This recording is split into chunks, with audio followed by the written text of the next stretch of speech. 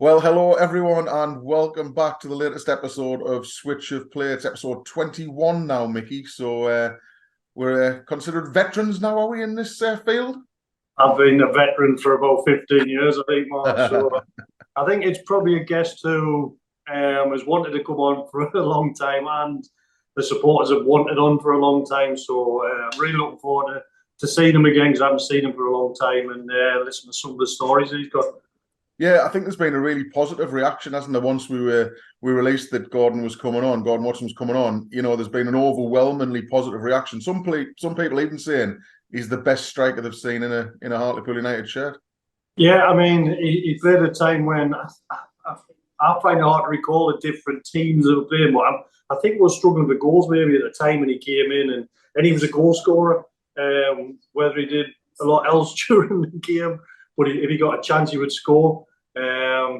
And that's what he did, and I think people remember his goals. I think people remember him fondly as well because of the way he was with people. I think he would talk to people in the town. He lived in the town in the hotel for a little bit. I know there were stories of people dropping him off at dog tracks after games and giving them lifts, this, that, and the other. So I think he integrated himself into the town really well, and the fans appreciated that. But the most important thing, he scored a lot of goals in a pretty short space of time. He was quite a brash character, wasn't he? He was very confident on the pitch and off the pitch, Mickey. Yeah, definitely. I was just saying to my Ollie there, I remember playing against him at Chef Weather when I was 18, and he snapped my shin pad in a tackle. Right. He walked over, and I fully expected him to come over and say, "Oh, sorry about that." And he walked over, and he just went, "That's why they call me fucking Flash," and walked off. I was like, all right, okay. Not what I was expecting, but so yeah, I think he can. I think if he can be divisive at times, because he was very sort of. I think goal scorers often are. They're quite sort of self-centered, and I remember playing at Oxford once, and there was nearly a dressing room brawl because I think we're 2-0 up, and maybe let one in. He come in, he was like, "I've given you 2 goals head start. You can't defend this," and that's what he was like, So he used to wind people up the wrong way, but I think it was all done with sort of the best intentions because he wanted to win. Yeah, he certainly had a very big impact as well. So really looking forward to seeing what he's got to say tonight. Well, Flash, welcome along to Switch of Play. It's been a long time in the pipeline, I think, but we're delighted to have you on. And how are you keeping, first of all? I'm good. I can see that diet's going well, Simo. Yeah. You're on a sponsored eat or something. This has started well. Exactly. Come on. Could be a long hour for you, this, Simo. How are you, boys? It's really good to be with you. Really good. I've been watching all the others you've done. You've done a great job. Cheers, Flash. Oh, really good. Thanks. It's just trying, obviously, to get as many out as we can, with people who the fans want us to interview. And I think yourselves probably been the one that they wanted the most out of everyone, to be honest. So I'm sure they'll be looking forward to this as much as we are. Yeah, they've always been good judges. Skip, I'm looking forward to seeing your fridge open.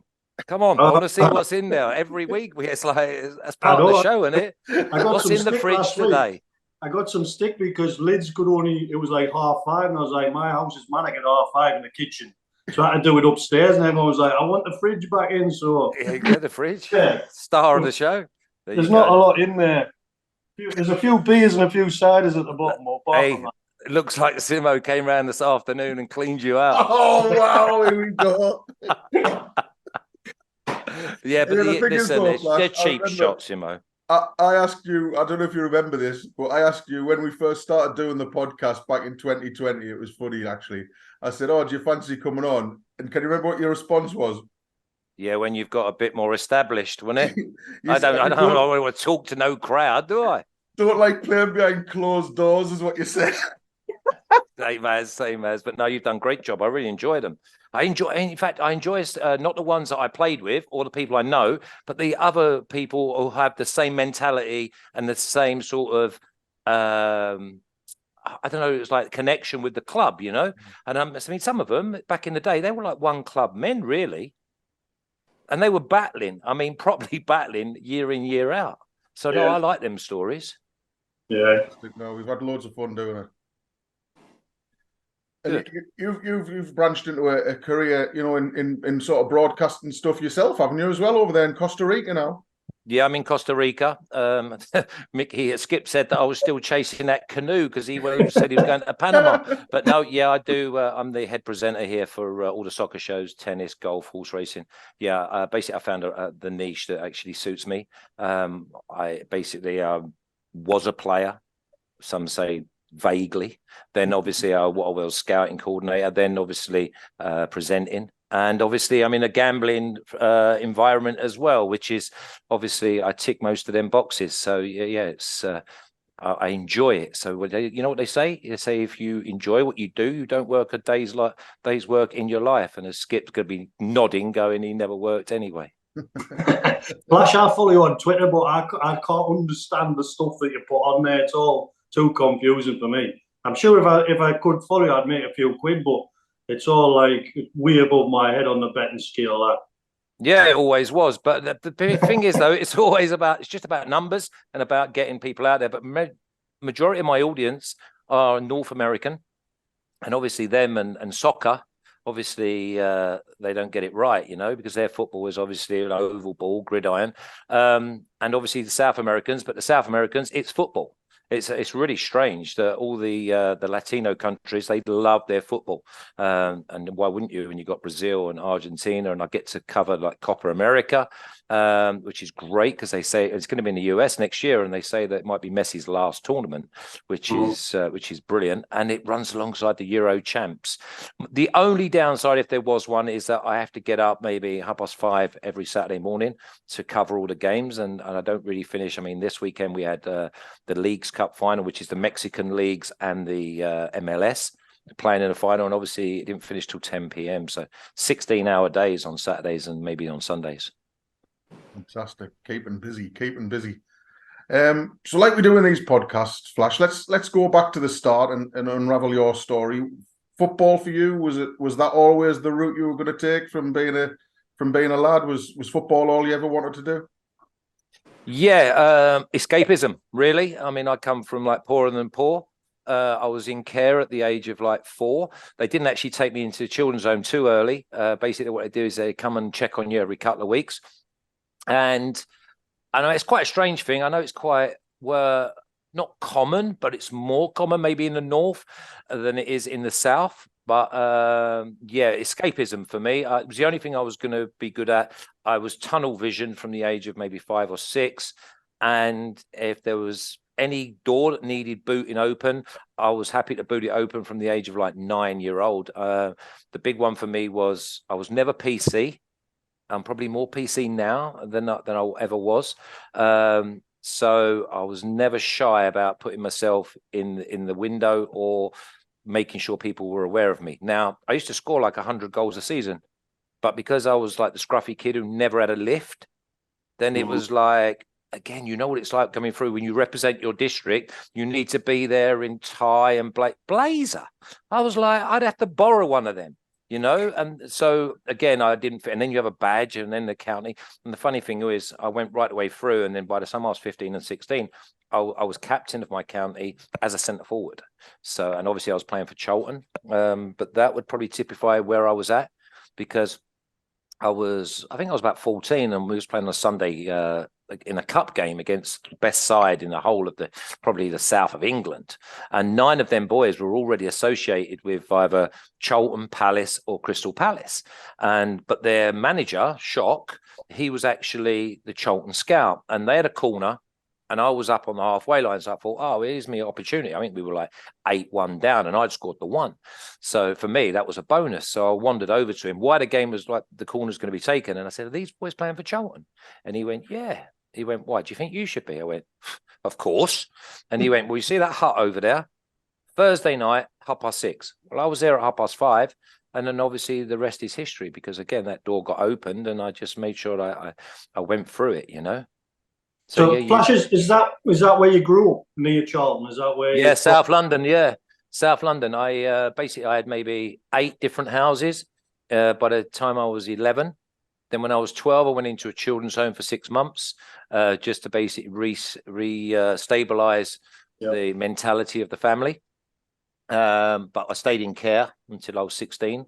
And then I left home when I was 16 and went and lived with my auntie, who basically just saw pound signs because she had a rule in her house that obviously when I was on YTS, you get like £28 for the first week, 35 quid or £28 a week for the first year, and then £35. But then I got offered a pro when I was like coming to the end of my 17 and 18. And it was like she wanted a third of my wages. Well, obviously, I wasn't born yesterday, so I thought that's like going to be, say, I don't know, 400 a month rent at 18. So I did one and went and lived with some friends. And no, I was good. I went and lived with another player, Andy Jones, and we called his house Rigsby's, but after Rising Damp. But the manager, because I was just about to take his place in the team as an 18-year-old. And he went, "You're out of there." So they put me in digs. I lasted 4 months in digs, and then it was straight. I went and lived with my girlfriend and her dad, and obviously she became the mother of my children as well. So yeah, it was great times. It was good at Charlton because if you did well, they had to sell you. Who was the manager then, Flash? Who was the Lenny first Lawrence? Was he? Oh, was Was he Lenny there there, with was you? Was he there with you? He was in Middlesbrough when I was in Middlesbrough. Yeah, I think you took a few. He spoke to us about twice in the 2 years I was there. Yeah, he weren't the most interesting man, so you got away with murder there. But there was a couple of our boys that went to Borough, weren't there? Peaky and yeah. And was Alan Kernigan there as well? Ernie, I remember playing with Peaky in a cup game actually when we're going to that against Chef Wed. But he came and played. But yeah, Lenny was hard work. Well, I was only a YDS when he was there when I first went there. He would walk past me in the corridor, and you know when you're YDS, you want the manager to sort of give you some sort of attention, and he would just put his head down and walk past you. Oh, I was unlucky Alf with him. We used to call him the Pink Panther, but I was always one of those that I was always in trouble as a young kid. Shock. But they used to make me do 12-minute runs which was great because I didn't realize at the time, but I could run forever. As a young kid, I was like a cross-country runner. And so I'd come back in and he'd be down in the having a shower. Now he had like a birthmark on his back and the hair had grown over it. And I'd come in the shower, and you just said about speaking to the manager, some do, some don't. And I went, "Hey, Gaffer," I said, "you've got a load of grass on your back." And it was, I mean, I couldn't, foot, mouth. So again, but he sort of appreciated it. But no, it was a birthmark. But yeah, he did great because every year was a battle. And he was battling to keep his job, and I scored goals, got in the team, scored goals, and I just happened to have a few good games around the time that Sheffield Wednesday were just getting ready to come back into the League One, which is obviously like the Premier League now. So yeah, everything happens for a reason. Yeah, moving on to play. What was that like playing for those kinds of clubs? You know, in the Premier League as well, the Sheffield Wednesday, the Southampton. You know, playing in the top flight. What was that experience like? Sheffield Wednesday was probably one of the best 3 or 4 sides in the country at the time. I think the side that we played in 94, 95 or 93, 94 scored 75 goals. We finished 3rd in the old League One going into the before it came Premier. We 3-4 cup finals in 3 years. It was in Europe. But you have a look at the side. I mean, I was one of the babies. I was like England under 21s, and I was struggling to be really on the bench. I mean, you have a look, every single one of them has nearly been a manager. Every single one. From Nigel Worthington, who was obviously at Leeds and that. Then you have Chris Turner, obviously needs no introduction. And then you had Viv Anderson, Nigel Pearson, Peter Shirtliff, John Sheridan. And the list is at John Harkes, who's now a manager in the States. Roland Nilsson, who's probably been one of the best right-backs in European football for Sweden. It was like Colton Palmer, been a manager. Obviously, he's an exception to the rule of being a good manager. But again, characters and all proper players. Viv Anderson used to be like, I had pictures on my wall of like Man United players when I was growing up. So it was a proper dressing room. You walked in there and you had to grow up real fast, be sharp with your tongue, and enjoy it. And I certainly did. So Flash, the first day you walked in there, I can't imagine you walking in there and sitting down and putting your head down and not saying much. Maybe for an hour or so? No, not even a minute. Danny Wilson hit me straight. As soon as I come in, he went, "All right, Flash, where's your wheelbarrow?" because obviously I just signed for a few quid, so he was straight on me. And then obviously I got the bucket of cold water when I was like closing my eyes, washing my hair, because I used to have long hair, like washing my hair like that. Viv Anderson, bang, straight bucket of cold water. But it weren't just for the newcomers; it was brilliant. But remember that side, they were like second in like the Championship as it is now, and we'd just gone to Chelsea and beat them 2-0 in the semi-final of the Rumbelows Cup, and then brought them back to Hillsborough and beat them 3-1 to go to Wembley to beat Man United in the final. They were in the Championship, beating Man United in the final. So then when we went into the First Division, now they're obviously the Premier, we finished third in that, and the only two sides above us were Leeds, who were, by the way, they were absolutely flying. I mean, you talk about their midfielder, Batty, Speed, McAllister, I don't even know if I'm Strachan. And their back four was like Dorigo, Kelly, like Fairclough, White. They were just unbelievable. And I think Man United might have come second to them. So, yeah, we were in good company. But week in, week out, the mentality is or was that home or away, you had a chance to pick up points. I remember, Flash, I was saying to Simon before, I played against you for Sheffield when I was at Hillsborough. At Hillsborough in the cup game? I scored that night. Were you marking me? Yeah, I was. It was only my second game. How was it? No excuses. I played at Portsmouth, and I tell you what, I think Andy Peake played that game because all our team was under 21 apart from him. And wow. I remember I was saying to Simo, you tackled us and sort of, my shin pad sort of cracked. Yeah, never been a tackler. Came over and I was fully expecting you to go, are you all right, mate? And you walked over and you went, that's why they call me Flash. And just fucked up. I don't think I'd ever spoken to Cockney before. I was like, who's this guy? It talks a bit funny. No, you got it all wrong. I weren't definitely coming over to see if he was all right. But the thing is, and then because the squad was so big, it was so competitive. Even when you got in the game or you came on as sub in a game, and that was the beauty. And we obviously Trevor Francis died recently, and we had a conversation, and he had a squad of 20 players that he could throw the balls up and just see where they landed. And it was going to be a proper competitive side that we put out. In fact, we used to have a bad pitch team. So we played Wimbledon or Palace away, where the ball was bobbling, or Oldham away, or some of them. Because remember, they weren't all like snooker tables. So, I mean, in fact, Ayerson Park, I think we played there. And he played with no striker and just had 3 or 4 midfield runners. I think Colton might have scored that night. And I think it was in like maybe a year later or a year earlier. But the majority of the pitches were quite bobbly, and so the young ones basically put the legs in, and we were called the bad pitch team. And some of us managed to get on the bench or play at the weekend in the Premier League. I guarantee if I was there, I'd be on the bad pitch team, 100%. Yeah, I didn't want to say that though. Hey, listen, forget all this nonsense. Let's just get straight to Hartlepool, because we had a great 2-3 years. Well, I was only there for 2, but you boys carried on going. Yeah, obviously the question I'm always I don't even know if I asked you this at the time, but how did it come about? What was the first ever conversation you had where Hartlepool came onto the radar? I was basically I was going to retire. Because I went to Bournemouth to play for nothing, because obviously I played at Bradford when we got promoted, and I got like the chairman tried to stiff me, so I said no, I'm not having that. So basically, I went to Bournemouth and I played, and they were poor, beyond poor, and I was playing. We were training on a park pitch, and I was running down the wing, and there was a hole in the pitch, and I fell in and ruptured all my ankle ligaments. So it was like, oh, that's me done. I'm finished. You know what I mean? I'm never going to play again. So they sort of got me back to the training ground. I drove home. My ankle was like that, proper popped the capsule. And I went, that's it. I'm retiring. Done.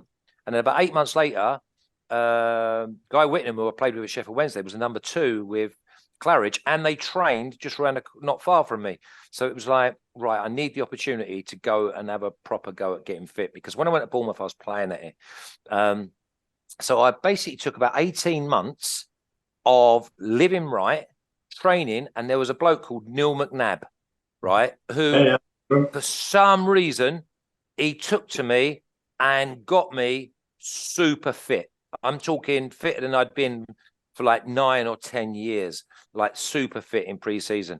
This was like the season after. So like 18 months of nothing but training day in, day out. And in that time, because obviously I had all the bad injuries, I had like biomechanics were wrong. So I'd have a hernia because my groin was moving a bit wrong. Although the missus says that after hours activity, my groin moved a bit wrong in the wrong places as well, you know, but that's a different story. But anyway, so I got really fit and I scored like 7 in 8 games, but Portsmouth had 45 pros. Graham Ricks would have been the manager because they got rid of Claridge and Guy. Ricks would have been the manager, but Harry would have been upstairs. So you can imagine a revolving doors of players coming in and out. And I scored like 7 in 8 in the pre-season and was flying. And I thought that I was better than Todorov, better than some of the players they had up front. But I was never going to get a chance. And Nabsy was talking to Chris Turner. And he said to me, and he just basically said, I spoke to Chris Turner because obviously Sebi was with me at Sheffield Wednesday when I was a baby. And he said that do you mind if I give Chris your number? He says they're looking for someone who scored goals. What do you think? And I went, Hartlepool. And then for some reason, I just thought, yeah, I'm going to speak to him. I spoke to him, came up, scored in the first game and never looked back because I had that responsibility inside of me. One, I wanted to do it to prove to my young children, because otherwise, if I quit, like I thought I was going to do before, when you have kids and you grow older and they've got any adversity, I can't say to them to dig in because they'll just go, "What, like you did, Dad? You quit." So I had this thing about it, and then I had my mate who's a manager who was telling me that all he needed in the side was someone to consistently finish off the good work of his players, and it just fell into place. And then when I got to the ground, and obviously I played again. I think I played against Hartlepool in like 1991, and it's on the back of beyond, and it's like minus 98. But I knew I had to go and do the job. And when I got there, you have a look at them players. All of the players, apart from maybe a couple, first of all, they were good lads. They were all son-in-law material, right?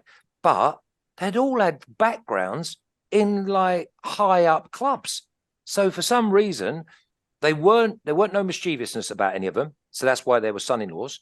They just, for some reason, maybe had lost their confidence, or because just you, Mickey, you was at Borough, right? Then you had Spike, who's like just so commanding. You had Westy that had been at Wolves. You had Tommy that had been obviously at Southampton. You had Humps that had been at Sheffield Wednesday. They had so much of a good grounding. So I couldn't work out when I was like, we got there, I'm going, and after a couple of games, I'm like, I remember doing an interview with Goffey after 2 weeks and said, I think we're getting the playoffs. And he was like, I'm not going to go against what you're saying because you're the type of character that you've got to try and believe in it. But I thought we'd get in the playoffs after I think it was Plymouth away. We went to Plymouth. Plymouth were like top of the league, bossing everyone. And we got beat, I think, 1-0. And I come off the pitch and I said to the gaffer, I think we're going to be all right here, you know. I said, because the gulf between them and us, all it was for me was basically as soon as I committed to doing what I did, and it was on my terms as well, because obviously I used to fly up, it worked out very well. Yeah, I was going to ask that, Flash. How, like, obviously when we're teammates, you don't really ask. So how did Chris manage to sort of like work it out for you so you could do it? So did you fly up and fly back? Were you a trainer? No, on the phone. Yeah, it was just basically, we just agreed it on the phone, and he just basically said, come up. He said, hey, you'll score goals here. You know what he's like? Hey, you'll score goals. You will score goals. I said, we create chances, just got no one to finish it off. And I went, yeah, no worries. So he said, well, come up, see what you think, and then we'll go from there. And I played against, I think I came up on the Thursday night or something, trained on the Friday, played Kidderminster at home, scored, and then we played a week later. I think it might have been, I don't know, Russian and Diamonds away. But that first game against Kidderminster sold it for me. I could have had 6, right? And honestly, the intelligence of the players that I came away in that game, we drew 1-1, and I could seriously have had 6 goals in that game. Like I still have nightmares, and I could tell you the ones I missed. Little 1-2 with Clarkey on the edge of the box, squared up the keeper and stuck it 5 yards over the bar. Why have I not just like whoa with the keeper like I did a couple of times and roll it into an empty net, or rolling at the back post? You've probably put a ball in the far. I've come onto it and hit it wide of the target when I'm only 8 yards out. I can still remember them all, and I'm going, oh my God, I'm going to score week in, week out here. If they keep putting the ball in these areas, because most of the defense, this was the other thing I thought we had. Our mentality prior to me getting there was a difference between home and away. Whereas once I got there, we were thinking we were going to win home or away, and we didn't care because we knew we'd score goals and we had intelligent footballers. I mean, I tell you what, chalk and cheese, Clarkey, Trigg, one of the thickest man you'll ever meet, but what an intelligent footballer. Always got on the end of things, always spotted when a player made a run, always timed his runs to get into the box. And it's no surprise that he's done so well as a manager with his enthusiasm and the way he saw the game. And we had an unbelievable blend of everybody. And I don't think there was a bad egg amongst them once the manager got rid of a couple. Yeah, I think from our point of view, certainly my point of view, Flash, and it has only really happened twice when I've been at Hartlepool, when someone's come in and you think, even in seeing him in training or you see him again, you think they're going to score goals and they're going to help us so much. The only other person where I thought is going to get us goals is when Gabbers came for that short spell, because Gabbers had that thing of give him the ball, you'll score goals, and you had exactly that. I mean, we've had other people who have scored a lot of goals, but it's just, I don't know whether it's a confidence, whether it's just, he used to say to us, like, give us the ball and I'll score a goal. And that brought so much to the team, and that's exactly what we did need. I think we scored goals at the right time in right games, whether it be home or away. I mean, we started right. So if we got the first goal, we were going to be very, very difficult. But it was one of those where I always felt that we were going to create, or I could create, or anything around the edge of the box. There was going to be times where I slip Effien in, or someone's crosses and I'd get on the end of it. And again, we had better players. I joined, we were third from bottom. And I could not work that out because the nucleus of the side was far better. And I was thinking, how are these players? First of all, some of you, I mean, I've done him a disservice. My favourite was Tinks. How the hell was Tinks playing in the bottom division, by the way? I mean, he must have been having a cigar week in, week out, because if he weren't a championship player, I do not know what is. He gave it, he engined, he got on the end of things, he scored goals. He was like, oh, and what I'm not saying favourite as in a friend, as in someone with ability. It was his extracurricular activities. Oh, Flash. was it? Was it? Was he a drinker? Because that was the other thing. I never really went out with any of you boys because I have an addictive personality. So I had made a thing to myself that I was going to do the job right. So I hardly ever drunk alcohol. My worst thing ever was the food. And that got a little bit sloppy because obviously Tony used to stay open for me on the Chinese opposite the bookies. So that when I was coming back from the dogs, I'd nip in and have food late at night. But if you had tasted the food in the seat, and you would have woke up Tony as well for the ribs and the pad thai and things like that. Listen, I loved Hartlepool. I absolutely loved it because we did the job right. And come Saturday or come midweek, we did. Obviously, there's a couple of results that went against us, but listen, we didn't fear anybody. Yeah, that was the thing, wasn't it? I looked at the record earlier. I think you scored 3 in your first 4 games, but results didn't really start to click until around the November time. And it's that, we've talked about it so many times with various different players over the years, but it was the whole game, wasn't it? The hat trick you scored, and Mickey, you got the other one. Yeah, he's still sitting here. I've got a picture of that. I don't keep many memorabilia in that because for me it's fish and chip paper. But I've got a picture of me and Mickey with our training tops on after the game with the big yellow ball. Was that November? I'm not surprised I kept it, Flash, because I only scored 4. I'm surprised you scored a hat trick, so I suppose that's fair enough. Yeah. I remember Nick Lachlan saying to me, I think it took a deflection or something. It was the second time I'd spoken to the press. I was going to, honestly, what's the swearing situation like on this show anyway? Because I was going to fuck him off early doors. Like he was there, I think, early. And I was like, I really took offense because It didn't. It took a deflection off of whoever was centre half or something for Hull. But for us, it was more. We were bottom of the league. Hull were top, and Hull were like Plymouth. Them two were favourites to go up from a long way out, and we beasted them that night. I mean, obviously we got off to a good start. We scored a couple of good goals, but it could have been 7 or 8. I mean, that 4, and I mean the manager left it on the board for the rest of the season. You go in the dressing room, it was on the board. It said 4-0. And he just left it there because that basically had probably been a long time coming. And I think we just grew in confidence. But was that November, was it? And I got to there, middle of September? September, yeah. So September through to the start of November. I think it was the first week in November, that whole game, yeah. Yeah. But no, we did the job. We did the job right. And obviously we kicked on from there. I mean, we got beat on penalties that season in the playoffs after being third from bottom. And we played some unbelievable stuff as well. Overlapping right and left backs, midfield runners, third man runs. I remember it all. It's like brilliant. Yeah, it was an enjoyable team to play in that. You know, like, because I used to just get the ball and give it to someone else, and then you actually enjoyed us attacking. Because more times than not, you would either end up with a cross or a shot or a goal, and it was an enjoyable team to play in that for me. Oh yeah, no, we were good going forward. I mean, you think that Umps We weren't played too left bad. back? Sorry, We weren't too bad at the back. you were smoking cigars most weeks. Listen, that was a good back 4 though, wasn't it? Because you had little Robbo at left back, you at right back, you had proper centre halves in Spike. Again, what's Spike and Chrissy Westwood doing in the bottom league? I mean, you obviously. That 3 or 4 of you. I mean, Robbo went on and had a career as well. So basically, the whole back 4. You were like just dossing around in a league that you shouldn't have been in. So that's okay because we've all got our reasons and it takes us a little bit of time to recover. But then you go into the midfield of Tinks, maybe Umps, maybe Weird with Trig on one side, and then we had Smudge. It's like, oh my God, this is like the Harlem Globetrotters of Division 4. It was like scary, and we scored so many goals, and from different angles, different tap-ins.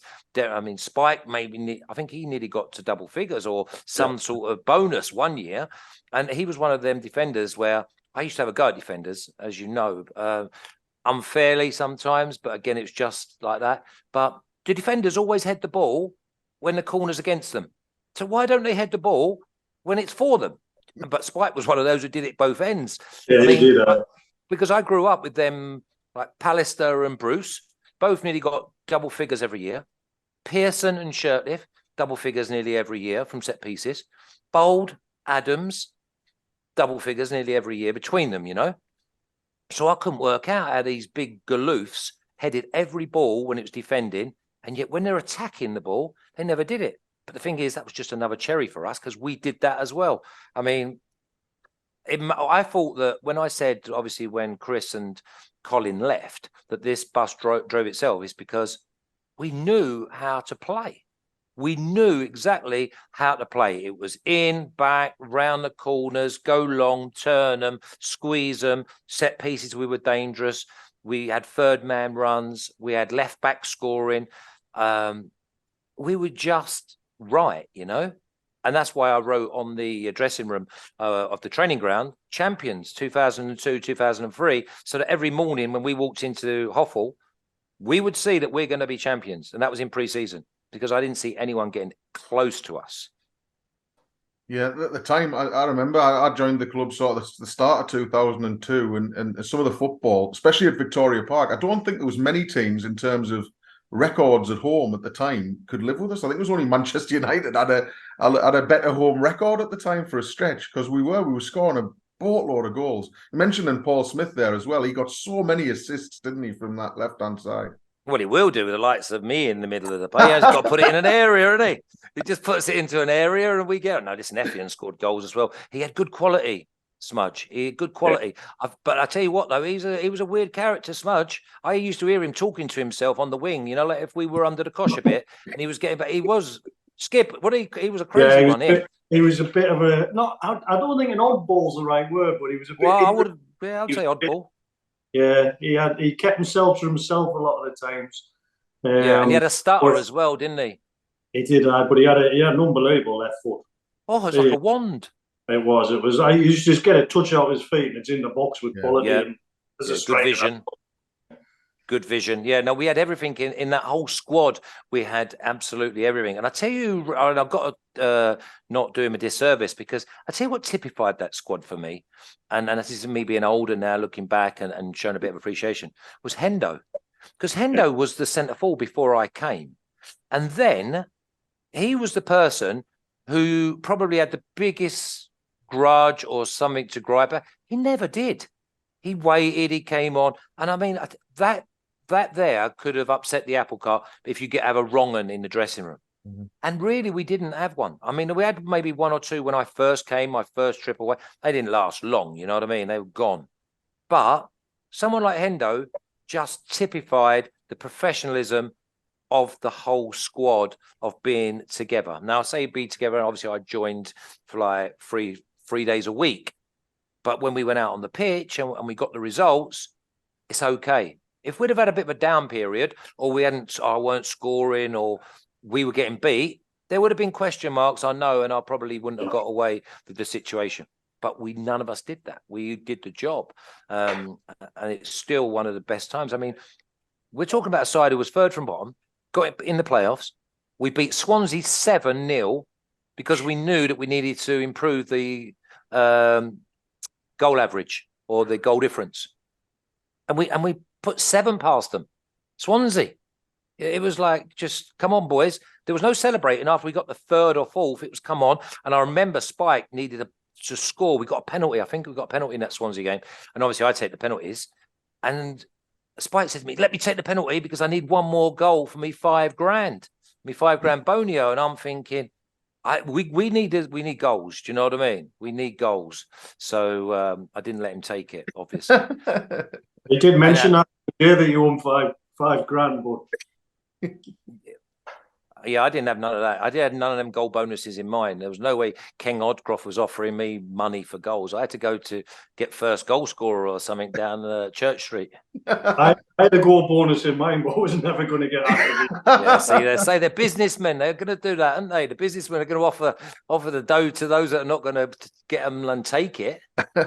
Just going back to what you said though about Hendo, I think obviously Hendo was probably disappointed that he's not in the team, but when you're coming scoring goals, he can see how that's benefiting the team. And I know Hendo as well as anyone. I know the type of character, and he's all for the team. And I think because you came in and scored those goals, he can't really then have a gripe and say, well, I should be playing. But he was more than happy to play his part if he needed to come on, or he had a little run of appearances. He would get you goals as well. And I think it just, as you say, it typifies what he's like as a person, but that's sort of the mentality we had as a team at that time. A little bit like Sheffield Wednesday, just obviously with a different league. Because you think about it, I think I got injured for a little bit, and then Boydie started getting a chance. He brought in Effie and Williams. He brought in Marcus Richardson, which obviously is not in the same league as Boydie or Effian. But all of a sudden, anyone who got an opportunity, they took it. Yeah. You had Robbo and Arnie, and then Matty Robson. Sweens came in. Sweens was like 11 when he started playing. You know what I mean? It was a baby, because I remember saying to the ref, I used to love getting into the refs, by the way. You probably wouldn't hear that, Simo, but I say to the ref, you got to look after him today. He's a baby, you know. He's like 14. Look after him. Make sure they don't take the piss. And then obviously every time he like got fouled, which sometimes you wouldn't get, they were like, oh, they give it to him, they look after him. Perfect. Set piece. You have to listen, you put it all in your favour, you know what I mean? You talk about that routine you had. You obviously got into a routine where you were travelling up. What was that? What was the agreement? What could you do, and when were you joining how was it working? I used to come up on a Wednesday night, and then train on the Thursday. But my mate, and then obviously train Friday. We'd either leave Friday morning, and then I'd either go home if it was an away game from wherever the ground was, unless it was even more north, or I would fly home on a Sunday, unless we had a game on a Tuesday. But sometimes if we had a game on a Friday, I'd go home on a Saturday, or I just wouldn't go home. And the thing is, I had a great friend who's still my great friend today in Davy. and he used to take me to the dogs. So he'd pick me up on a Friday, take me to his house. I used to have food and everything laid out. Him and his wife were like family still. And then on Thursday, I'd go to like Wheatley Hill or Easington, and Saturday night I'd go to the dogs. Friday I might go to Sunderland, but I was doing it right. I was going to the dogs, but I was having like, I don't know, raspberry lemonade or something, you know. There was no alcohol, and I got home and we got our rewards at the weekends, and then I used to fly home on a Sunday morning. And it was the Norton Hotel. Was that the one you were in all the time? Yeah, Seaton at Norton. Yeah. Yeah, you sounded a bit like a Dalek there. Was that me or you? I'm not sure. You have to invest in a bit of sound equipment there, you know what I mean? So yeah, the hotel you stayed in was obviously, you know, you enjoyed yourself there, didn't you? And right on the front down in Seaton. Yeah, it was lovely because I like the cold anyway. So I used to have my window open all the time. Yeah, I got Sky put in. Joe came and put Sky in for me in my room, which was great. And then, but the thing is, when I went home, Howie, the geezer who owned the hotel, he had no Sky, so he was up messing about on me bed, wasn't he? Over the weekend, watching them films. It was like, yeah, it was a strange sort of place and setup, but it's really. I could look out at the sea. I used to get picked up over in the mornings. Yeah, it was all good, and it all sort of was another piece of the recipe of making a cake that we all enjoyed eating. Were you there during the whole John Darwin situation as well, with him disappearing? Yeah, I told this story. Yeah, right, I was. Yeah, I was there that night when the Coast Guard was going up and down. I was meant to play golf the next day. And basically, I'd been up all night because he was only like 5 doors down. And Davey bibbed up outside. Now, he's my friend, so I was never going to let him down. I've been up all night. He's like going up and down looking for some geezer in his canoe. I said, I bet he's in the loft or something. You know what I mean? Just messing about. I remember that paper. It was in the paper. You quoted it, wasn't it? I bet he's hiding in the loft or something like that. Yeah, and like obviously great minds think alike type thing, but it was like an insurance scam, and I was bang on, and I couldn't believe it. But I tell you what, they half made a noise. Them sea helicopters going up and down all night, and I have my windows open, obviously, because I like the cold. And yeah, it was just completely bonkers. It was just another one of them things at that time, you know. I mean, how far was he going to? He wanted to get to Panama or something, didn't he? Yeah, Panama. Panama's 8 hours from where I am, and I'm as close to Panama as can be. And you wouldn't last 8 minutes in the North Sea. He didn't think it through, did he? You know what I mean? He didn't think it through. And he thought he was going to get paid out as well. And then you had the family members who say, oh, we had no idea he was in there. It was like, well, come on. Should have asked Flash. Yeah, exactly. Yeah. Inspector Flash.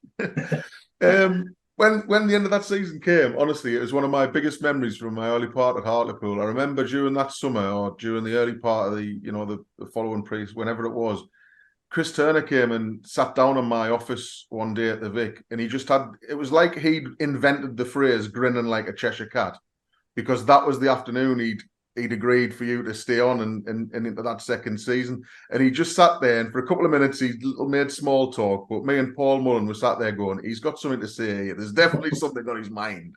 And then he went, he signed. And it was like, you know, he couldn't keep the grin off his face. He was so delighted to keep you there for that second season. And it went ever so well, didn't it, at the start of that season?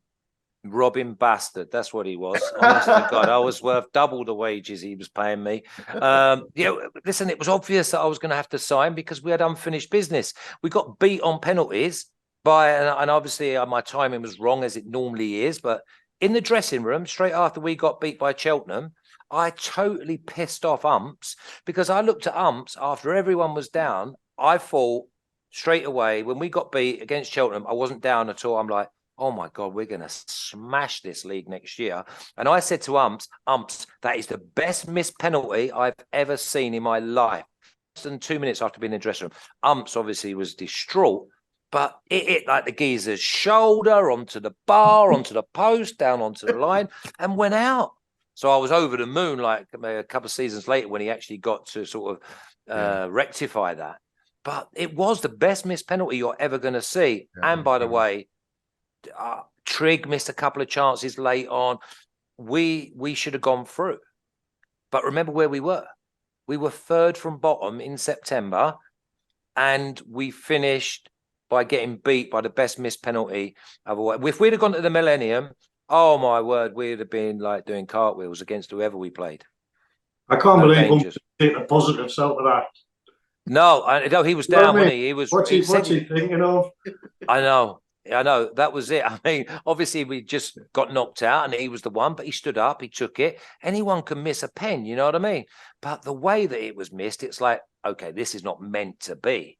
I mean, that was just crazy. It was almost like there was like cling film on there or something, because it was beautifully struck. It was like Ricochet, that little Irish left back. And it was like, come on. Don't worry, we're going to be fine. So I said to the gaffer on the way home, I rung him and said, listen, no worries, get it sorted, I'll sign.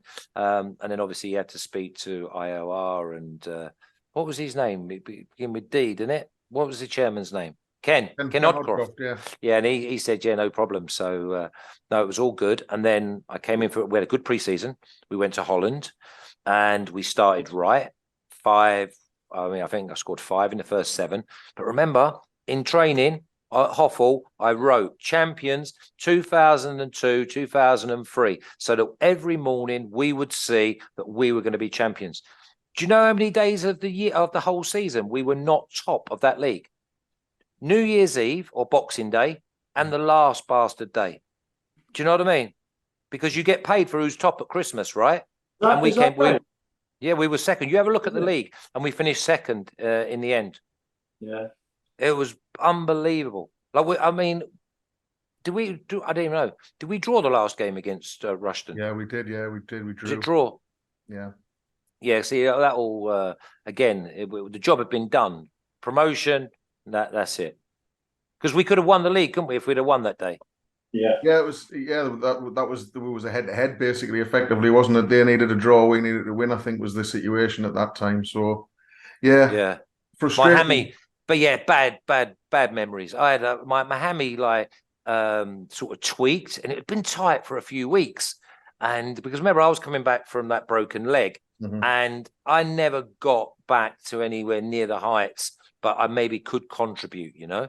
And my hammy sort of tweaked in about the 40th minute, and I'm thinking, just let's get to half time. I mean, but I knew it weren't right because every time I sort of not even opened up, I felt it like a little hole. Anyway, and then I had the manager questioning like whether I was putting fully one in, and I'm thinking, oh my God, how could you even like think like that? You know what I mean? It's like we've got a chance here to win the league, and I want to be that person who scores a goal to win the league. And anyway, so I fucked off home because us coming second for me was job done. Kick on, no worries at all. Then they had like some. You went on the bus, didn't you, you boys? Yeah. With your medals and all that for coming second. You know what I mean? For getting like. So I didn't even bother with that. I said no, I'm going home. And also I think it was Guineas weekend, so I went from there to Newmarket back to Southampton. Because for me, I didn't even need my medal. In fact, I think I gave my medal to someone in the car park, right? Because again, for us, it was 2 years before we could have and maybe should have given ourselves a chance of promotion, but there was no doubt in my mind that we weren't going to be. I thought we was going to be champions. So again, as soon as we got promoted, that was it. I was in no interest, no parties and that. I was like, okay, job done. So I went home. I then get a phone call on the Monday from Mike Newell saying, I need you to come up to have a little look at about this injury. And I went, what does it matter to you? I'm not signing for you next year. I'm out. That's it. No, you're under contract until the end of June or July. And I went, I don't care what you're going to pay for a flight for me to come up to Hartlepool to check if I've got a bad hamstring. And then you're going to get John Murray to have a little look to see if I'm injured. My God, it's like the blind leading the blind. So anyway, I did it. I had to do it. Oh, no. And I think he told... I don't even know what he told Mike Newell. But anyway, I said, no, it's a joke. And then someone said to me in the press, would I like to be a Hartlepool manager? I was like, that's a normal question for any player who's getting on, who's as an affiliation. I said, yeah, maybe one day. He rung me and said, I think that's really out of order. I said, why? He said, well, because I'm already in the job. But and I said to him, no, someone asked me a question. Would I like to be Hartlepool manager? I said, yeah, maybe one day. So what's that? It was like, yeah, totally bizarre, false ending. And then I spoke to Ken, and Ken said to me, Flash, what do you think about this? Because I was going to Sheffield Wednesday.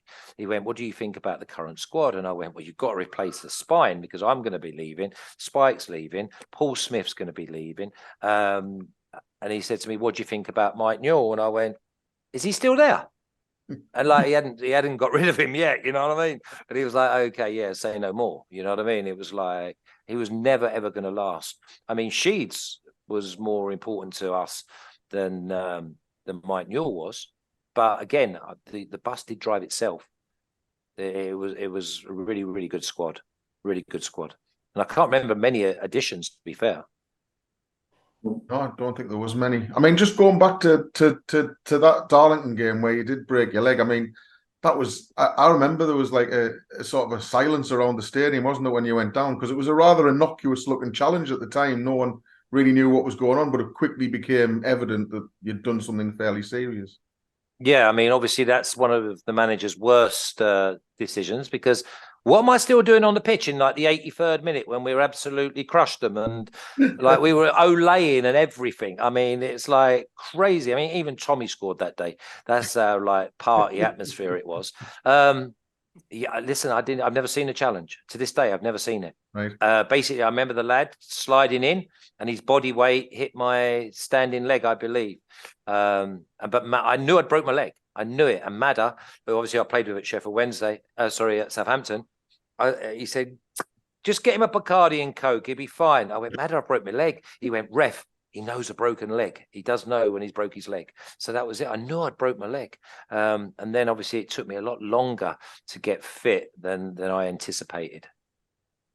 Yeah, it was a terrible because the way we'd start, as you say, you'd start the season flying, beating Darlington as well. It was everything was on a high, and that just took the edge off, didn't it? At that point, I couldn't see any dangers to us winning the league that year, and I think I had like 500 quid on myself to win the to be top scorer, 20-1 or something mad like that, maybe 12-1. Yeah, because I would have won about $6,000. So yeah, it was. Yeah, I thought I'd be top scorer in that year, and I thought the only person that might beat me if I was the lad at Wrexham, who was scoring goals. I forget his name. I'm doing him a disservice here, but yeah, began with M. Do you remember him, Mickey? Morel. Yeah, Morel. He was the only person I thought. He went on to manage them, didn't he? Managed them for a bit. Oh, did he? Yeah. Yeah, I definitely thought that he'd be my only danger, but I didn't see any danger to us winning the league. And obviously the success that we was having, Chris and Colin then went to Sheffield Wednesday, and you can't blame them because obviously it's like it's almost a reward for all the hard work and the dark nights that you finally put them together. And he put together a really, really good squad who played in the right manner. Listen, I remember there was like 6,000. How many does Vicky Park hold? Yeah, 7,500 probably around at the time. Yeah.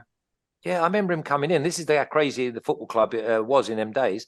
People were like 5,500 going to be there on Saturday, and I'm like, Jesus, Sheffield Wednesday used to take that away from home. Yeah. But it meant that it was packed. Yeah. Do you know what I mean? And you would have seen this, Mickey, with Middlesbrough behind that end at Ayerson Park, like 15,000 just behind the goal. Yeah. So all of a sudden it was important.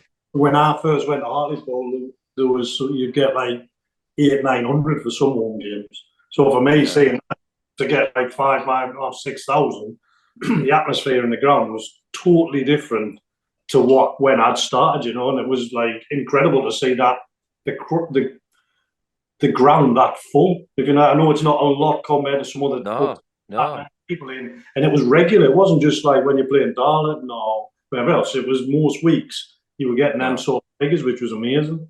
There were so many things that aligned. There was an expectation. We entertained. We delivered. The feel-good factor. And I've been lucky to be at them football clubs when they've enjoyed all of them, the combination. I mean, there started to be a routine with the fans down Church Street, down the clubs. So the whole infrastructure of the place. We just had the marina bill. It was like everything was again gearing up, and we had to do our bit, and we did, and we performed, we entertained, and they saw some things that they would only imagine. No disrespect to them Hartlepool sides in the past, but the quality of either the play or the finishing or just the all-round, I don't know, result of what we did on the training ground. And by the way, there's another one. We trained on a pig's field. That Hoffle, it was never flat. How the hell did we play such good football when there was molehills all over the pitch? It was, yeah. So again, I take you back to me starting this whole conversation with the players were miles better than they were showing prior to me getting there, because they were already with Premier or Championship clubs. So it was already in them. It just needed to be brought out, and Chris brought it out, and then the result brought it out, and then they started enjoying their football. And home or away, that was the other one. You didn't hardly win an away game for like donkeys. Then we hardly lost an away game. There used to be roast dinners on Friday nights, carveries and that. Then all of a sudden you started having salmon and boiled chicken, and it used to be, and then we'd win an away game. Well, we're not having that carvery again. You know what Chris was like? He was quite superstitious in himself. Yeah. Oh, you had salmon and you won an away game, bang. But I love the fact that we used to go into people's back doors and just beat them very quickly. And I just think, Flash, it got to the point where, and I've said this so many times, that even if you went 1-0 down, sometimes you go 2-0 down, you were never worried that we were not going to win. No. Do you know, like there was such a confidence in the team that you just look around and think, well, he'll get us a goal before half time or that. And to play in a team where you're that confident about winning is just incredible. Like, so if you make a mistake and a goal goes in, you're like, yeah, I shouldn't have made a mistake, but someone will get me out of this. And that's how we felt at the time. Yeah, there was a couple of times, I think, obviously I can remember nearly every game, like no problem at all. Scunthorpe at home, we went 2-1 down and came back and won 3-2. And the fight, honestly, when we went 2-1 down in that game, and they had good players at Scunthorpe and they were decent. I remember Beegs and that, they were all playing in it. We went 2-1 down. I physically see the boys get angry. Remember, these are son-in-law type players. And like more aggression, we were quicker to the ball, and we won 3-2. And that was a massive game. The only one time I think I've been really wrong is I think we played Plymouth at home, and I couldn't see us scoring for love nor money. It was just one of them days. And I think Clarkey popped up in like the 89th minute and got us a win. And it was like, we never stayed. There was never any negativity. We always believed that we keep going for 94, 95 minutes and we enjoy ourselves, you know. Good times.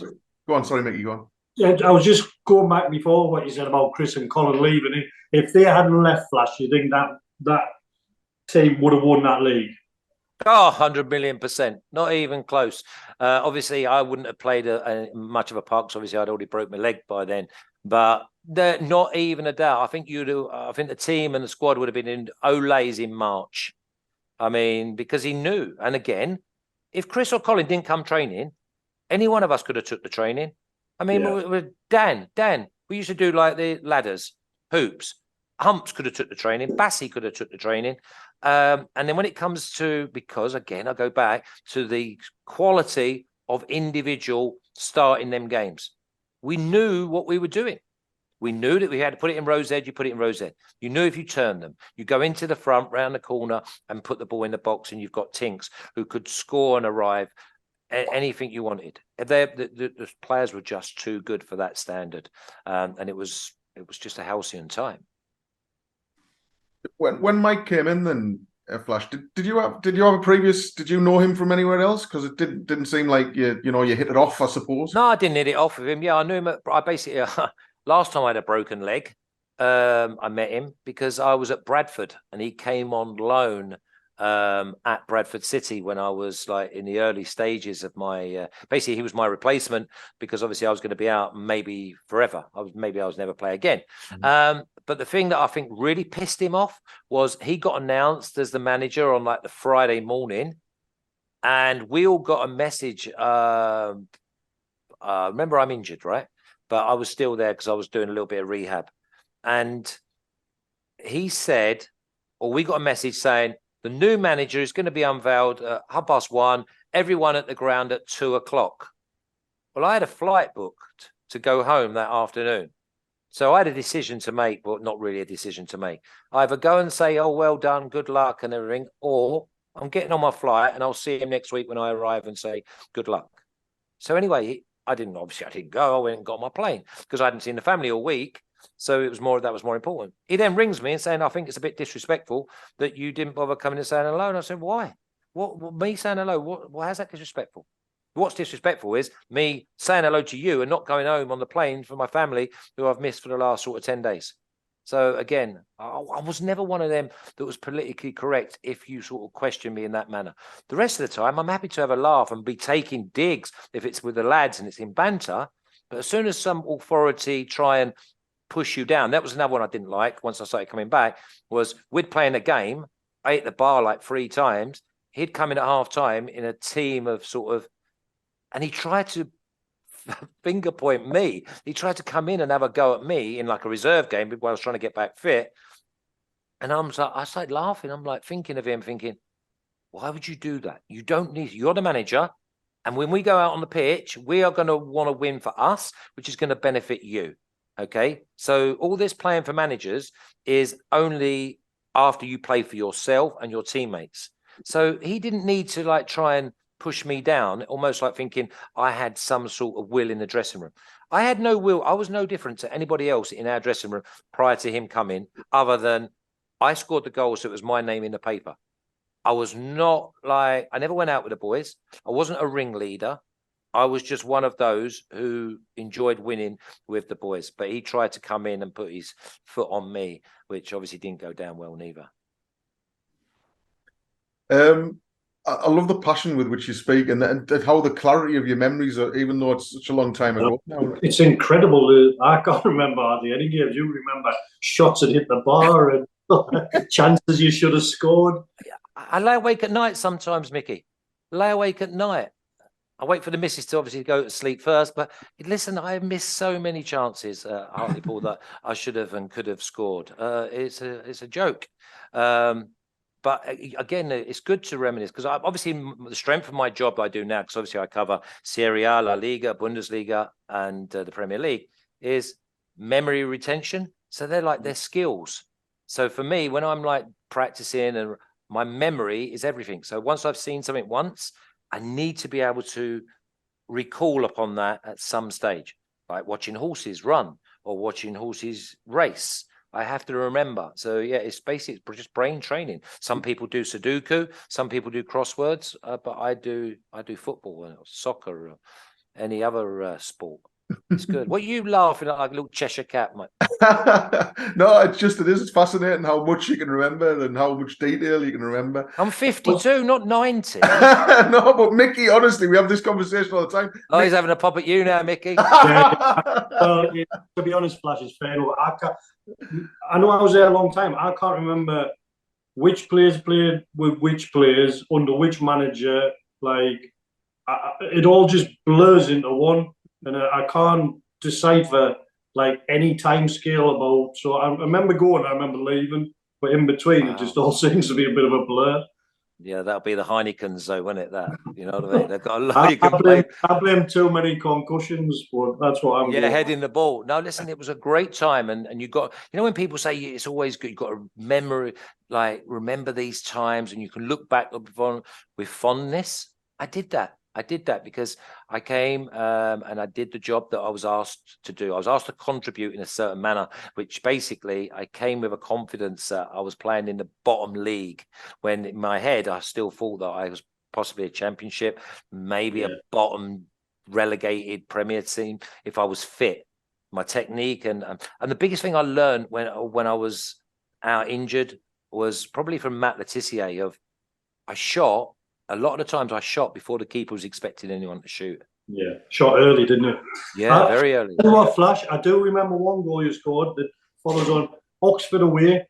You hit it really early across the keeper. That was after I brought it down on my chest and turned into onto my right foot. I headed to you. That's why. Oh, did you? Is that half an assist? I still scored from like 65 yards out, but you're taking the assist. No, it was, yeah. We played a bit of head tennis first. It was. behind my chest, pulled it back onto my right, and lashed it in the bottom corner. Did we win 1-0 that game? Yeah, I think 2-0, yeah, I think- actually. See, clean sheet, rarer than rocking horse shit. You should remember that game. But I was saying Timo beforehand, like, you didn't play a lot of games for Hartlepool. You scored a lot of goals in the games that you did play. Well, everybody in Hartlepool loves you and still talks about you now. And I think one of the things is that you would be in the bookies or you would speak to the people, or I remember someone giving you a lift up the Peel of Dogs, and you would just like one of the supporters. Like, you're just like someone from the northeast that wants to go to the Dogs, wants to do this, or chat to people. And I think that's why people really hold you in such high esteem and still talk about it with such sort of passion when they talk about Hartlepool. Yeah, and obviously having the 9-2 about me scoring first that set them up for the weekend. But no, listen, it was one of those. I did dive in. I dived in to mix with everyone, and obviously Davey's got to take a lot of credit for that, because I would go in the bookies. Yes, I would go to the Dogs. Yes, I would go to the Chinese. But again, it was like I'm no different to any of them, other than I get to play football at Vicky Park on a Saturday. You know, and that was the beauty of coming from sort of South London and sort of being dragged up. I remember one of our friends died, and I came back up for the funeral because it was like I only knew him for sort of. I knew him loads of times after we'd been playing football, but I only got to know him through football with Brian Weirman. And honest to God, I've gone goosebumpy now just thinking about it. But I still have friends there. I still have people that I'd look forward to seeing. Obviously, I'm on the other side of the world now, but I could ring them. And we wouldn't be, oh, where are you? Not heard of it. We'd carry on the conversation from the last time we spoke. But I know what Hartlepool like. They like to go out, they like to have a drink, they work hard, and they love their football. I mean, how simplified life is that? And I tell you what, a lot of people would like to have that life. Well, Mickey, despite it getting off to a wobbly start when he started giving me some grief, I thought that was it was a bit harsh, I thought. No, fair play. He always gave me a little bit of a tease, to be fair. He was always a bit tricky at times, but he was great value tonight, wasn't he? And what passion. I know I said it to him, but he speaks with such, love of the club, doesn't he? Yeah, it was incredible. I was just, as you say, his passion for the club, the area, his sort of memory of the games and sort of things that's happened, the goals he scored. And he's enjoying it as he's telling. You can see he's enjoying telling the stories about his time in Hartlepool. I honestly think the fans are going to absolutely love it. I think they're going to find it. Like, he'll go up in their estimation again after watching this, I think. Absolutely, yeah. No, it was one of them. I was intrigued to see how he was going to speak, and I don't think it could have gone better. He was great value, and as I say, so many people rate him so highly. And I just love the attitude he has, where he's like, such self-belief, hasn't he? Even now, you can still hear that swagger in his tone. Yeah, and the thing is, the thing that was nice as well, he didn't want to talk about his career. He didn't want to talk about Sheffield or Southampton or when he broke his leg, which was a massive thing at the time. Yeah, he wanted to talk about Hartlepool. He'd come on just to talk about Hartlepool, and again, that probably shows how much he loved his time at the club.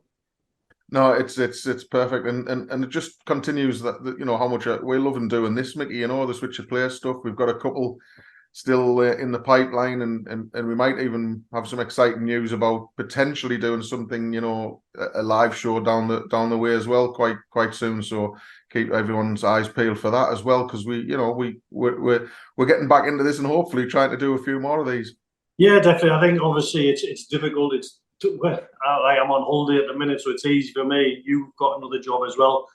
If the live show does come off, I think that'll be amazing. I think it'll be nice to have that rapport together on stage with guests, but with the crowd as well. But it's just trying to keep getting guests that are relevant, interesting, that fans want to hear the stories about. And I think so far, I don't think any of the guests we've had on have disappointed at all. And hopefully moving forward, we'll just get better and better.